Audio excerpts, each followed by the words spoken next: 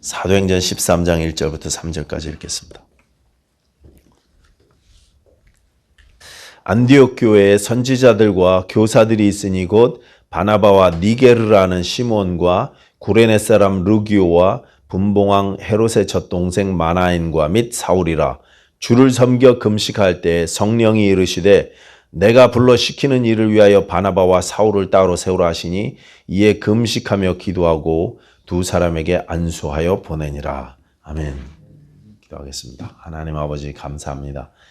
우리에게 예수 그리스도를 통해서 하나님의 사랑이 무엇인지 알게 하여 주시고 말로만 끝나는 사랑이 아니라 자신의 목숨을 주심으로 말미암아 당신의 귀하신 사랑을 증명하여 보여주시고 우리에게 자녀됨의 권세를 누리게 하여 주시니 감사합니다. 아버지 또한 우리에게 성령을 주시사 날마다 말씀하여 주시고 말씀대로 순종하며 살게 하시고 말씀에 위로받게 하시고 평강을 누리며 살게 하여 주시니 감사합니다. 오늘도 또한 말씀 주실 때 하나님 말씀대로 우리가 살게 하여 주시고 충성하며 살게 하여 주시고 영광 돌리며 사는 저희들 되게 하여 주시옵소서. 감사드리며 예수님 이름으로 기도하였습니다. 아멘. 신약시대 로마 제국 안에는요, 안디옥이라는 이름의 도시가 16군데나 있었다 그래요. 16군데나 있었는데 우리가 잘 아는 안디옥은, 성경에 나오는 안디옥은 2군데죠. 오늘 본문에 나오는 안디옥 교회가 있었던 안디옥, 수리아의 수도였던 안디옥과 뒤에 보시면 나오는 비시디아 안디옥이라는 곳입니다. 1차 전도 여행 때 전도 대상 지역이었죠. 둘 다 오늘날 이제 터키에 위치한 도시들입니다. 이 수리아의 안디옥은 로마와 알렉산드리아와 그리고 이 안디옥, 이 세 도시가 로마의 3대 도시로 한때 손꼽혔을 만큼 대도시였고 큰 도시였습니다. 그런데 이곳에 교회가 세워졌습니다. 그 교회가 어떻게 세워진 교회인지는 우리가 이미 알고 있죠. 사도행전 11장으로 앞에 넘어가서 보시면 11장 19절, 20절, 21절에 이렇게 되어 있습니다.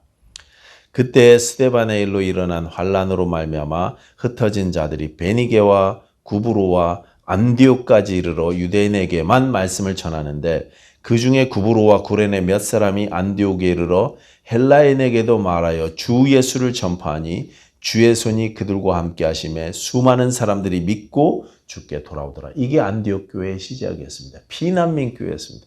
예루살렘 교회에서 환란을 피해서 피난 갔던 사람들이 세웠던 교회, 그것이 안디옥 교회였는데 거기 이제 예수 믿는 사람이 많이 생겼다는 이야기를 듣고 예루살렘 교회에서 사도들이 바나바를 안디옥 교회에 파송을 하죠.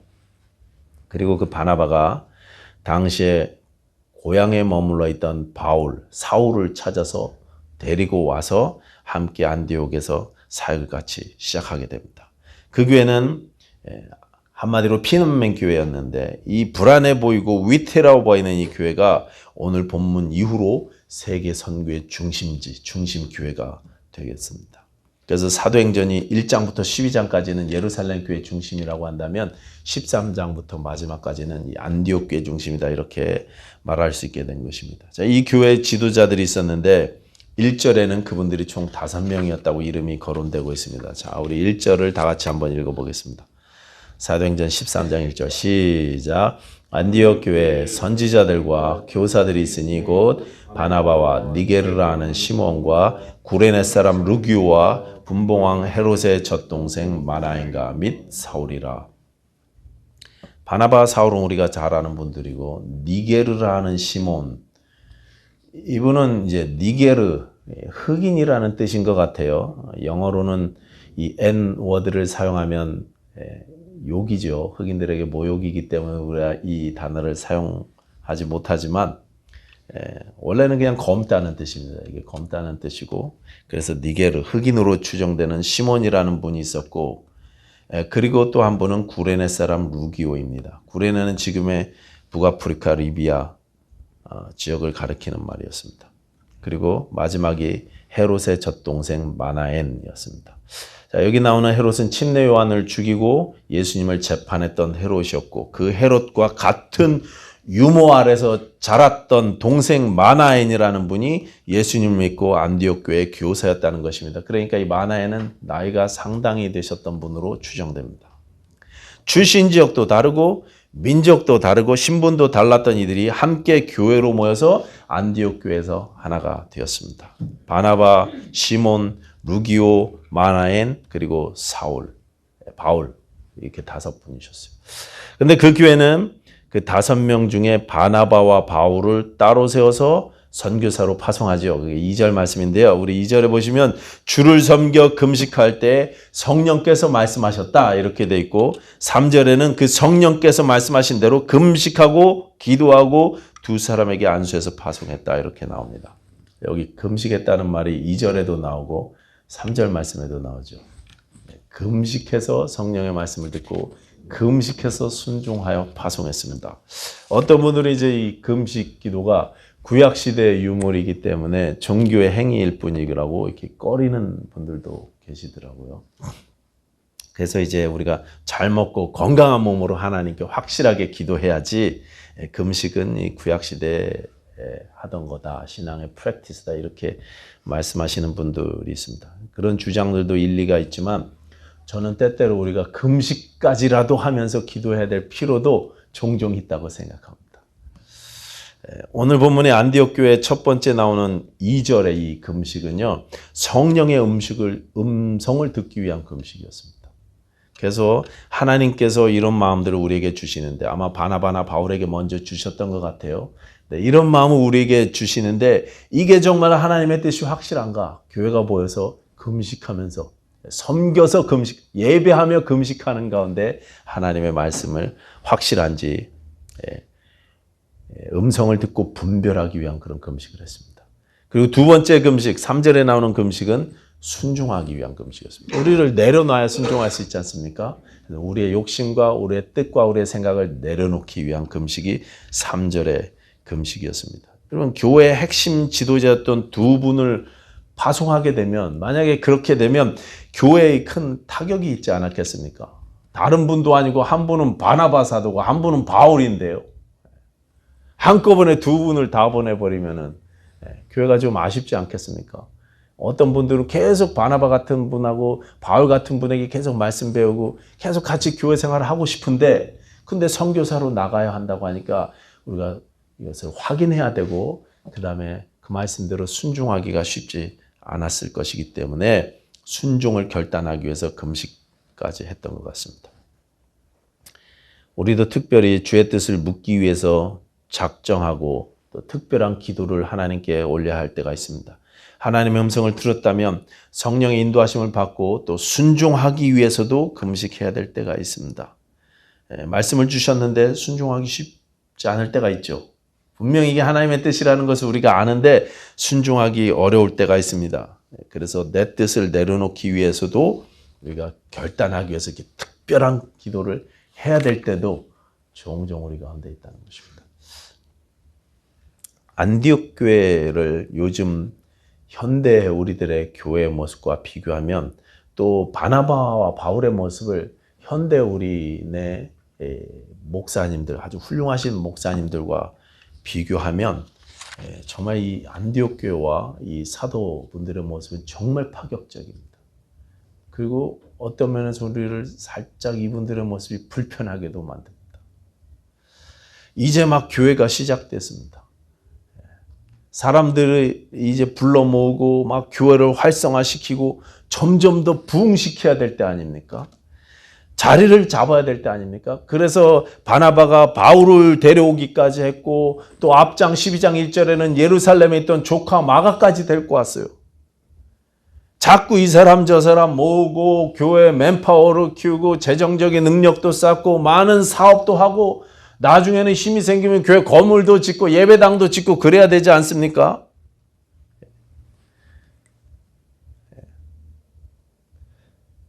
계속 더 많이 모이고 더 부흥시켜야 힘을 키우고 하나님 나라 일을 더 크게 할 수 있을 것 같은데 그런데 이 교회가 그렇게 하지 않더라는 거죠. 성경 공부도 계속 더 하고 성숙한 교인들이 서로 되어서 그래서 예루살렘 교회보다 더 큰 교회요. 더 힘센 교회요.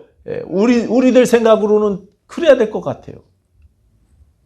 그런데 그렇게 중요한 때 이 교회는요, 교회 핵심 지도자였던 바나바와 바울을 파송하기로 결단합니다. 금식하면서 이것이 하나님의 뜻이라는 사실을 확인하고 금식하면서 순종하여 결단을 내렸습니다. 우리 시대의 교회하고 안디옥 교회가요, 많이 다른 것 같다는 거죠. 목회자 입장에서도, 이 현대교회 목회자 입장에서는요, 바나바와 바울의 모습이 이해하기 어렵죠. 교회가 커지면 거기서 안주하고 그냥 분리개척을 하지. 우리 교회 같은 교회를 옆에다가 헌금 보내줘갖고 또 훌륭한 목사님 거기 초청해갖고 교회를 늘려가면 되지. 굳이 담임 목사님이라고 할 수 있는 바나바 사도님이 가실 필요가 있나?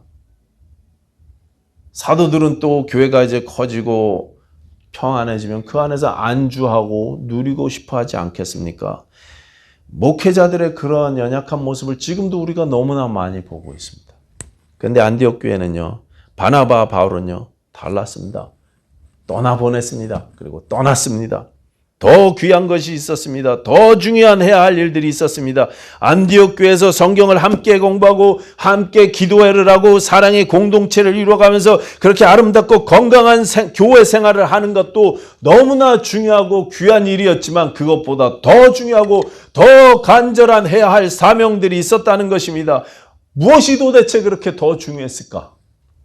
도대체 무슨 메시지를 그렇게 간절하게 전하고 싶어서 이들이 그 귀한 교회 생활, 그 아쉬운 교회 생활을 중단하고 안디옥 교회에서 함께 신앙생활하는 걸 잠시 중단하고 그렇게 파송을 받고 파송을 보냈을까? 여러분, 이 기억하시는 분이 계실 텐데 2018년 6월 23일에요. 태국의 그 북부 지역에 있는 한 마을에서 유소년 축구 선수단 아이들 12명하고 선생님, 코치 선생님 25인가 하는 젊은 청년인데 이분이 이 축구 훈련을 끝내고 그날 뭐 생일을 맞은 아이가 있다 그래갖고 그 북부 마을에 미얀마하고 라오스하고 태국 국경 그 예전에는 무슨 삼각지대라 그래 거기서 마약이 많이 재배되던 그 지역에 있었던 아이들인데 그 동굴이 있대요. 관광지. 이 동굴에 들어가 갖고 탐루앙이라는 동굴이네. 거기서 이제 생일 파티 하려고 거기 관광경 갔다가 갑자기 폭우가 쏟아져 갖고 그래서 구속에 고립된 사건이 있었어요. 네, 기억하실 것입니다. 바로 나오면 되는데 물이 갑자기 늘어나니까 밀려서 더 안쪽으로 가다가 그 동굴이 아주 그냥 꾸불꾸불하고 험하기로 그냥 이름난 동굴이었는데 나중에 구조하고 발견하고 보니까 5km 안쪽까지 더 밀려서 들어가 있었습니다. 아이들과 코치 선생님이 몸이 쇠약해져 있어갖고 나중에 발견해서 구조에 나오는데 데리고 나오는데도 문제가 있어서 한 번에 다 데리고 나오지 못하고 3명씩 4명씩 잠수 도구를 챙겨갖고 또 훈련도 따로 시켜갖고 그렇게 10일 만에 발견됐는데 구조에서 데리고 나오는데 또 7일이 걸렸습니다. 전 세계에서 이제 많은 CNN에서도 뭐 방송하고 뭐 영국, 미국, 일본 이런 강대국들이 관심을 많이 가져서 돕기도 하고 그랬죠. 여러분 기억하실 것입니다. 나중에 구조된 아이들이요. 지금 며칠이에요? 우리가 그 안에 며칠이나 있었어요? 그렇게 물어보더래요. 그 어둠 속에 갇힌 아이들 입장에서는 어둠을 뚫고 나중에 이제 잠수사, 영국 잠수사가 줄을 가지고 물속에 들어가고 쭉 이렇게 안내줄을 매면서 조금씩 전진해서 5km까지 들어갔을 때 숨이 차니까 물 바깥으로 쏙 나왔다가 그 아이들을 발견했대요. 거기서 떨고 배고픔과 추위에 떨고 있는 그 아이들을 발견했다고 합니다. 랜턴 하나 들고 그 잠수사는 그 칠흑 같은 동굴 안에 들어갔는데 근데 그 빛이 이제 딱 비춰지니까 아이들이 이제 땡큐 그렇게 영어 할 줄 아는 아이가 하나 있었고 땡큐 그렇게 이야기했답니다. 그 잠수사가 들고 들어왔던 그 랜턴빛이 구원의 빛 아니었습니까? 그 잠수사는요 빛을 가지고 들어왔고 또 나가는 길도 알고 있었어요. 이 줄을 따라서 쭉 나가면 돼 그렇게 알려줄 수 있었습니다. 여러분 안디옥 교회가 온 세상에 그토록 간절하게 보여주고 싶고 그토록 이야기해주고 싶었던 그 이야기가요. 빛의 이야기였습니다. 그렇게 간절하게 전하고 싶어 했던 메시지, 빛의 메시지였습니다. 예수 그리스도의 복음이었습니다. 빛 대신 예수 그리스도였습니다. 그 메시지의 구체적인 내용은요, 뒤에 나와요.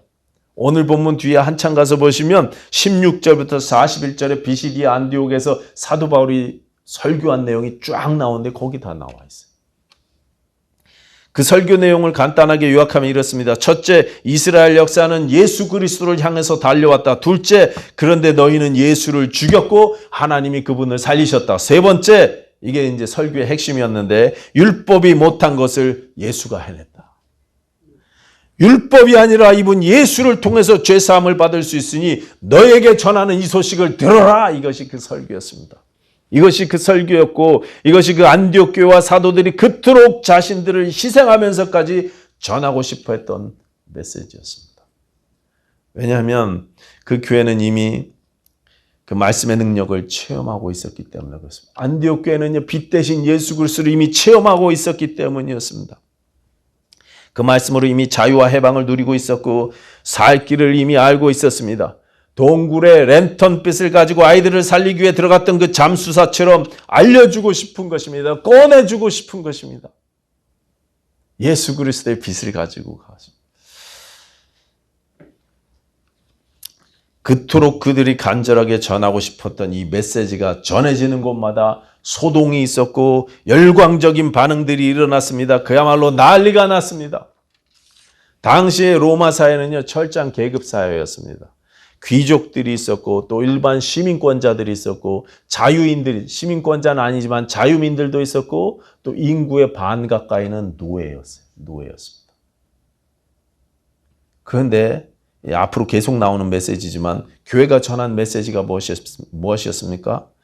헬라인이나 유대인이나 종이나 자유인이나 그리스도 안에서 하나라는 거예요. 이런 메시지를 어디서 들어보질 못했어요.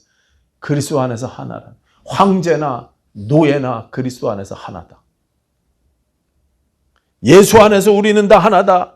노예와 여성과 아이들을 포함한 모든 사람들에게 인간으로서의 존엄을 찾아주는 이 혁명 같은 메시지가 바로 예수 그리스도의 복음이었습니다. 또한 당시 헬라인들은 삶과 죽음에 대해서 엄청난 토론들과 철학에 매달렸습니다. 아무리 토론하고 아무리 연구해도 죽음에 대한 해답, 죽음에 대한 공포는 해결하지 못했습니다. 그런데 그들에게 복음은요, 부활의 생명을 전했습니다. 부활이 죽음이 끝이 아니라는 사실을 보여주었습니다. 예수께서 죽고 사심으로 말미암아 우리 또한 그것이 그렇게 될 것이라는 사실을 보여주셨습니다. 또한 당시에 그들이 알고 있던 신들은요, 인간보다 더 변덕스럽고 더 음란하고 더 잔인했습니다. 종교는 그런 신들의 노여움을 달래주는 도구였을 뿐이었습니다. 신을 달래기 위해서 제행위를 하고, 우리식으로 이야기하면 신을 달래기 위해서 음식을 차려놓고 구판을 벌이고 날마다 온통 두려움에 사로잡혀 있던 그들에게 참 하나님 되신 예수 그리스도를 소개합니다. 사랑의 하나님을 소개합니다. 죄인들을 위해서 자신의 목숨을 내어주신 하나님, 가난한 자들과 노예들과 병든 자들과 심지어 죄인들이라고 손가락질 받던 사람들조차 차별하지 않고 친구가 되어주신 하나님, 세상에서 아무런 소망과 꿈이 사라진 사람들에게 찾아오신 하나님 되시는 예수 그리스도를 그들에게 소개했어요. 그분이 내 아버지시, 그분이 내 친구 되신다는 사실을 전했습니다. 그리고 그들이 그 예수를 따르는 사람들이 말로만 그렇게 믿는 것이 아니라 가난한 사람들을 서로 돕고, 또 로마 시대에 딸로 태어난 또 아이들은 인권이 없었기 때문에 그냥 원하지 않는 애가 태어나면 그냥 막 버렸어요. 근데 그 버려져서 꿈틀꿈틀 거리는 아이들을 다 걷어다가 갖고 키워주고 돌봐주고 그리스도인들이 그 일을 시작했습니다. 핍박을 받아 죽어가면서도, 원형 경기장에서 짐승에 찢겨 죽어가면서도 감사하고 찬양하고 최후를 그렇게 맞이하는 그분들을 보면서 마음이 움직이기 시작합니다. 그 메시지에 말씀대로 그렇게 사는 그들의 모습에 열광하지 않을 수가 없는 것입니다. 예수 교인들의 그의 삶의 모습에 도전을 받지 않을 수가 없는 것입니다. 유대인들에게는요, 이 메시지가 또 다르게 받아들여집니다. 유대인들은 평생을 모세 율법에 매여서 어떻게 하면 더 경건해질까? 어떻게 하면 더 율법을 잘 지킬까를 고민하면서 살았습니다. 어떻게 하면 우리가 하나님께 더 의로워지고 하나님의 주시는 복을 누리면서 살 수 있을까를 고민하면서 하루하루 그렇게 살았습니다. 혹시라도 율법을 어겨서 죄를 짓게 되면, 그래서 하나님의 진노를 사게 되면 어떻게 하나, 또 조심조심하면서 살아야만 했습니다. 하나님 보시기에 의롭고 훌륭해져서 복을 받을 수 있어야 된다고 그렇게 생각했습니다. 그런데 복음의 메시지가 무엇이었습니까? 모세의 율법으로는 도무지 결코 깨끗해질 수 없던 너희를 오직 예수 그리스도의 십자가가 깨끗게 한다는 것입니다. 오직 예수를 믿는 자마다 의롭다 하심을 얻는다. 너희가 알 것은 이 사람을 힘입어 죄사함을 너희에게 전하는 이것이며, 또 모세의 율법으로 너희가 의롭다 하심을 얻지 못하던 모든 일에도 이 사람을 힘입어 모든 믿는 자마다 의롭다 하심을 얻는 이것이라. 여러분, 복음은요, 이방인이나 유대인이나 종이나 자유자나 다 하나로 만듭니다. 예수 안에서 다 하나입니다. 또 복음은 우리를 억누르는 모든 것으로부터 우리에게 자유를 주십니다. 예수님께서 십자가에서 다 이루신 것을 우리가 누리게 만들어줍니다. 예수님께서 마지막에 십자가에서 다 이루었다 그러면서 운명하셨는데 정말 다 이루신 것입니다. 하나라도 빠뜨린 것이 없이 모두 다 이루신 것이 십자가 사건이었습니다. 로마인이든 유대인이든 종교는 우리가 뭔가를 해서 하나님을 기쁘게 해서 복을 받아야 된다고 생각합니다. 내가 복을 받기 위해서 저 위에 저 거룩한 자리에 올라가야 되는데, 저 복 받는 자리에 올라가려면 내가 정말 좀 더 기도해야 되고, 내가 말씀도 좀 봐야 되고, 내가 착하게 살아야 되고, 선을 행해서 점수도 따야지. 내가 율법을 좀 더 잘 지켜서 경건하게 살아야지. 그래서 저 축복의 자리에 올라가서 복을 받아야지. 이렇게 생각했습니다. 그러나 복음은 무엇입니까? 내가 이미 그 자리에 서 있다는 것입니다. 내가 이미 예수 안에 있어서 이미 복받을 그 자리에 서 있다는 것입니다. 지금 내가 복을 받고 있다는 것이 복음인 것입니다. 예수 안에서 내 모습과 상관없이, 내 연약함과 상관없이 이미 그 축복의 자리에 내가 올라가 있다는 사실, 이것이 은혜의 복음입니다. 이것이 복음입니다. 이미 하나님의 자녀가 되어 있어요. 우리는 하나님의 자녀가 되어 있습니다. 예수님께서 십자가에서 다 이루셨다고 크게 외치시고 운명하셨을 때, 그때 예수님은요, 그야말로 다 이루셨습니다. 다 해결하셨습니다. 예수님이요, 빼놓으신 게 없습니다. 완전한 구원입니다. 우리를 사망에서 하나님의 은혜의 나라로 이미 옮기셨습니다. 내가 진실로 진실로 너희에게 이르노니 내 말을 듣고 또 나 보내신 이를 믿는 자는 영생을 얻었고 심판에 이르지 아니하나니 사망에서 생명으로 옮겼느니라입니다. 이미 얻었습니다. 이미 옮겨졌습니다. 이미 축복의 자리에 서 있습니다. 예수님께서 그렇게 다 이루셨습니다. 그러니 우리는 믿고 믿음으로 누리면 되는 것입니다. 선포하면서 나아가면 되는 것입니다. 다 이루셨습니다. 지난주에 제가 금요일 날 장막 시간에도 이야기했지만, 전쟁은 우리에게 속하였지 않습니다. 전쟁은 하나님께 속했습니다. 예수님께서 다 싸우셔서 이기셨습니다. 제 개인적인 문제로 제가 지난주에 말씀드렸지만 금식을 작정하고 하나님 앞에 금식 기도를 지난주에 시작을 해봤습니다. 근데 얼마 뒤에 하나님께서 역대하 20장 말씀을 들려주셨어요. 특별히 12절, 15절, 17절 말씀을 제게 주신 말씀으로 펜을.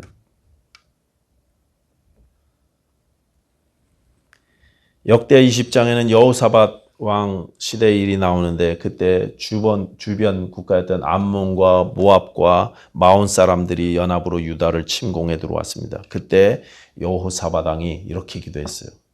하나님, 우리는 이 침입자들을, 이 적들을 대항할 능력이 없습니다. 우리는 아무런 능도 없고 아무런 힘도 없고 무엇을 해야 될지, 어떻게 해야 될지도 모르겠습니다. 뭔가를 해야 되는데 어떻게 해야 될지도 모르겠습니다. 그래서 마지막에 뭐라고 이야기합니까? 마지막에 기도를 뭐라고 하냐면요, 오직 주만 바라봅니다. 오직 주만 바라봅니다. 구원이 하나님 손에 있기 때문에 하나님께서 이루실 것이라고 믿고 오직 주만 바라겠습니다. 우리가 잘한 대로 그 결론은 이제 찬양하면서 이겼죠. 찬양 가운데 승리를 경험합니다. 그 기도를 듣고 하나님께서 야하시엘이라는 사람을 통해서 응답의 말씀을 주십니다. 너는 두려워하거나 놀라지 말아라. 이 말씀 2번이나 반복하셨어요. 두려워하거나 놀라지 말아라. 이 전쟁은 너희에게 속한 것이 아니고 하나님께 속한 것이니라. 여러분, 이 말씀 누가 제일 처음 고백했습니까? 물론 구약에 보면 출애굽기에 하나님이 너희를 대신하여 싸우시리라 이 말씀이 있지만 전쟁은 하나님께 속했다는 이 직접적인 표현은요, 다윗 왕이 처음 했어요. 그런데 이 다윗이 언제 했냐면 어린 시절에 아직 홍한 소년이었을 때 그때 했습니다. 골리앗과 싸우러 나갔을 때 이 고백했어요. 전쟁은 하나님께 속했다. 그 어린 다윗이 그런 믿음의 고백을 선포했어요. 다윗의 그 고백 이후로 이 고백이 선지자들 입에서 왕들에게 전해졌습니다. 전쟁은 하나님께 속했다. 이 전쟁에는 너희가 싸울 것이 없나니 대열을 이루고 서서 너희와 함께한 여호와가 구원하는 것을 보라. 이것이 응답의 말씀입니다. 제가 이 말씀을 저에게 주시는 말씀으로 받았습니다. 그래서 제가 이렇게 기도했어요. 하나님, 그렇습니다. 예수님께서 이미 싸워 이기신 전쟁입니다. 저를 위해서 싸워 이기신 줄로 믿습니다. 저는 오직 예수님의 십자가만 보겠습니다. 전쟁은 하나님께 속했습니다. 예, 전쟁은 하나님께 속했습니다. 예, 하나님, 전쟁은 하나님께 속했습니다.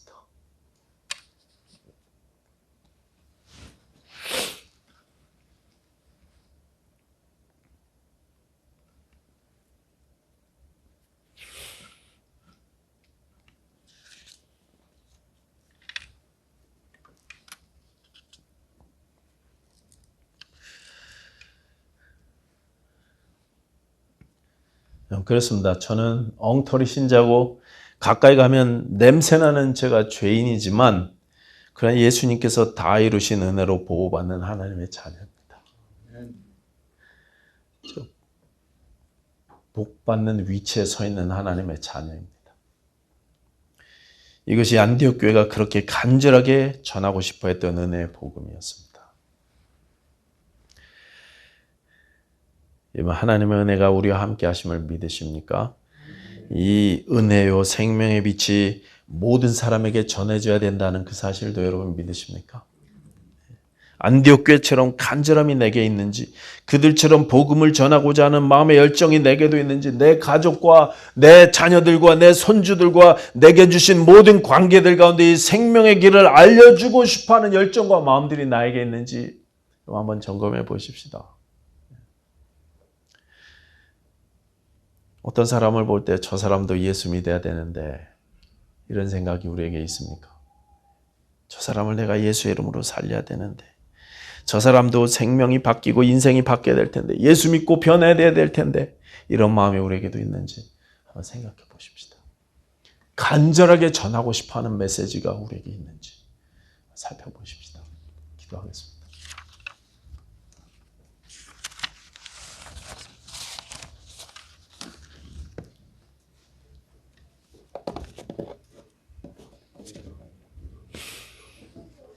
하나님, 부족하고 연약한 저희들을 예수 그리스도의 보혈로 자녀 삼아 주시고 그리고 온갖 좋은 것들을 허락하여 주시니 감사합니다. 하나님의 신령한 복과 땅에 기름진 것으로 채워주시고 또한 우리를 대신하여 땅을 싸워주시고 승리케 하여 주시니 감사합니다. 하나님, 우리가 믿음으로 고백하며 우리 고백뿐 아니라 우리에게 적용할 뿐 아니라 또한 다른 사람의 영혼을 향하여도 이런 귀한 마음을 품게 하여 주시옵소서. 죽어가는 영혼을 향하여도 간절한 마음으로 전하고 싶은 그런 마음들이 우리 가운데 계속 생겨나게 하여 주시옵소서. 예수님 이름으로 기도하였습니다. 아멘.